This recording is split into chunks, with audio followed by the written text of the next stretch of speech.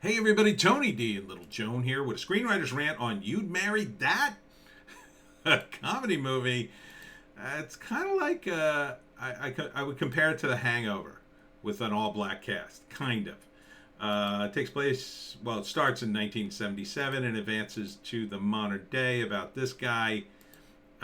He hangs out with these two cousins. One he dates, and the other one he knows, and he's married to one or recently married to one, and then him and his buddies go to Las Vegas where he's a comedian, apparently not a very good one, or he has a bad set, and he wakes up drunk in classic hangover fashion, finds himself married to the other cousin.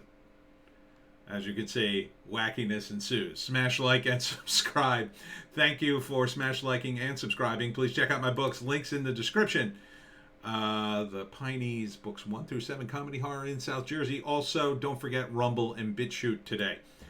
So it's kind of like The Hangover in that it takes place in Las Vegas and it's about someone who gets drunk. And I don't recognize any of the actors or comedians in this, but it's a classic sort of love triangle situation. He ends up married to both cousins, and neither one knows Big Jaw. Neither one knows the other is married to him, and then slowly they find out, and like he has to get, I don't know, they're having a big ceremony for one and not the other, and he has to get divorced, and he has to figure out which one he's in love with. It's called You Married That? The movie. Which, I mean, it directed by Dame Pierre. I'm not sure what that means. Dropping Valentine's Day 2022. Is it good? It's hard to tell. It's hard to tell. The trailer is a bit scattered. It doesn't seem to have a coherent narrative, so I'm not quite sure how it all unrolls. I mean, what I told you, I kind of pieced together from the context mostly. So, I mean, it's meant to be a comedy, and granted, you can suspend your disbelief far beyond in a comedy than you can in a regular sort of grounded reality type thing. But even so, it looks a bit slapsticky, and it looks a bit ridiculous, like a bit too crazy. But it doesn't look unentertaining. It looks like it will have at least some fun moments in it, right? Because the universal theme of love and marriage and who you end up with and all that kind of stuff, that always works on a level for everybody.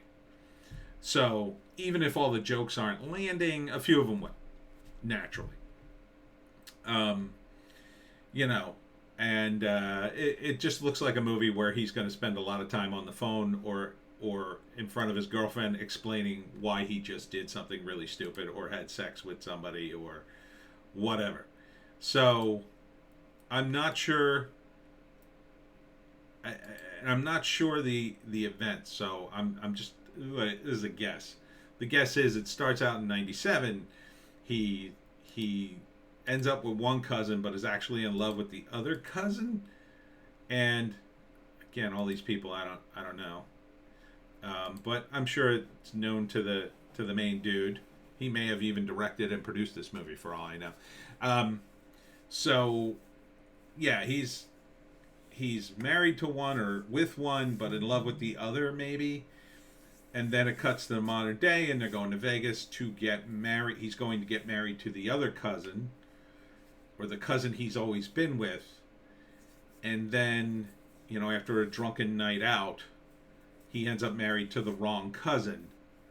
And that's the first act. And then the second act is, first he tries to hide it, and then he's coming up with schemes to get out of it. After that, I'm not sure. Now, the narrative I would probably pursue is, who does he really love, right? And perhaps you would say, well, he really loves the other cousin and always has, but for whatever reason felt he needed to stay with the first cousin, right? So then he has to come to terms with the woman he really loves and why. The comedic angle of that would be that, he keeps trying to have both women, which is an impossible task, but he somehow manages it through most of the second act, and then it all falls apart in the third act, and he ends up with no women. He ends up with neither cousin, or he ends up indebted to both of them somehow, like they both divorce him, and he ends up in jail, and he owes them tens of thousands of dollars. But he got to have sex with both of them, and so it's like, ha ha ha. Something like that. I don't know. It's kind of hard to tell. There's a lot going on here, and I'm not really sure. I mean, he's not a horrible leading guy as a comedic actor. I mean, he's doing good expressions. He seems to be having fun. It seems to be a fun movie. In the trailer, which isn't great in terms of the way it's cut. I need a couple of more lines here to really clue me in on what's going on. I mean, most of what I just said is kind of guesswork on my part. But, like on The Hangover, it's clear, right? They have to find Phil. Phil is missing. They lose Phil, the groom, and they have to find him. They have this wild night, and then they lose Phil, and they have no idea where he is. And then it's implied that the gangsters have him for some reason, and they have to do what the gangsters say in order to get Phil back. This is like they go have a wild time, something happens, they were super drunk, and then he ends up married to the wrong woman, and beyond that, it's kind of vague. So my sense of it is the plot may be vague and kind of partially unravel, unless they've got an ending that makes sense. Like I don't know if it's that tight. It's kind of hard to do. I mean, because once the women find out, it's like, well, who do you want? It's like he's got to make up his mind. And then the women have to decide whether or not they're even going to stay with him after he's so stupid as to sleep with the wrong woman. And perhaps there's some mitigating circumstance, like there's a shot of somebody putting something in his pocket, so maybe he got roofied, like in The Hangover. I keep comparing it to Hangover because it's Las Vegas. But I wouldn't call this like the Black Hangover. It's not that. There's definitely a different story here. But it's similar in that he's going to Vegas and like waking up with the wrong woman. It's closer probably to that Simpsons episode where Ned and Homer go to Vegas and end up married to two different women. So, would I see it? I wouldn't pay to see it. It doesn't look good enough that I'm going to go to a theater. If it was on Netflix or something, maybe I'd like turn it on to see if it was any good. I'd give it a chance. But if it wasn't funny in the first 15 minutes, I'd probably just go, this isn't going anywhere. So I don't know. It doesn't seem that tight of a movie. It seems pretty loose. Probably funnier to the people who know these comedians. Which, unfortunately, the downside of movies being easier to produce, and they are easier to produce now, even though they're still pretty expensive to make. The downside of that is, people aren't going to put as much effort into them, I guess. They're not going to think it all through, so they may do a bunch of movies that, at least early on, these are like their early movies. They're trying to make movies, and they haven't really figured it all out. And in that process, like, there's kernels of gold here, but overall, it's not a great flick. That's my sense of it. Although I'll say, it looks pretty good. It seems to be shot well. The sound's good. I mean, it's well produced. I'm just not on board with some of the choices that they're making here. I think probably the script is a little too loose. And they're relying a little too heavily on the comedians just being able to do something funny on camera. Yeah, you can do that, but you got to give them a structure to work within, If you look, again, at The Hangover, Zach Galifianakis is really good in that first one. He's great. They're all great in that first one. Then you look at the second and third one, and they're all over the map, in my view. Like, Galifianakis, to me, is a guy you have to keep a tight rein on in a movie, or he'll just do all kinds of crazy nonsense just to do it and say he did it. I know, right? Zach Galifianakis. And similar with the other guys. So they're more actors, so they're more willing to just, well, whatever you give me to say, I'll say. Whereas comedians tend to go off the rails. And It can be funny in the moment on the set, out of context, but it has to be funny within the context of the movie, or that's just wasted.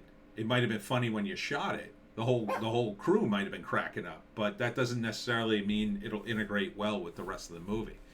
They may only be laughing because of what happened off camera, or because they know you and been hanging out with you for 6 weeks. You know what I mean? So it's tough. It's tough to produce a full-length comedy movie. I think those in particular need a tight script. They need structure, because you can let the comedians go off as long as you have that tight structure. And the first Hangover movie had that. The tight structure was they go out, they mess up, they have this wild night that they have to put together, and then they have to find Phil. And then the moment they find Phil, they find Phil, and then they resolve the rest of the movie, the end. So here, the challenge is, once both women know he's married to both of them, the movie's essentially over. Now you're just wrapping it up. So it's tough to sustain that. You'd have to sustain that for about 85 minutes, and then the big reveal, and then it's like, well, which one do you choose? And then you can't dither too long, so you got about 5, maybe 10 minutes before he's got to, like, okay, I choose you, or I choose no one, or whatever. I know, Joe. I know. So I'm not sure about this movie. I mean, if I had to give it a rating, gun to my head, I would say 5, because it doesn't look awful, but it has the potential to be pretty bad.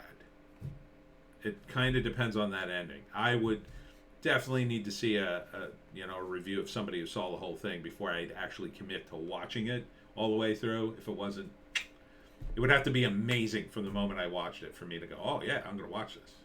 So I think a recut of the trailer might help.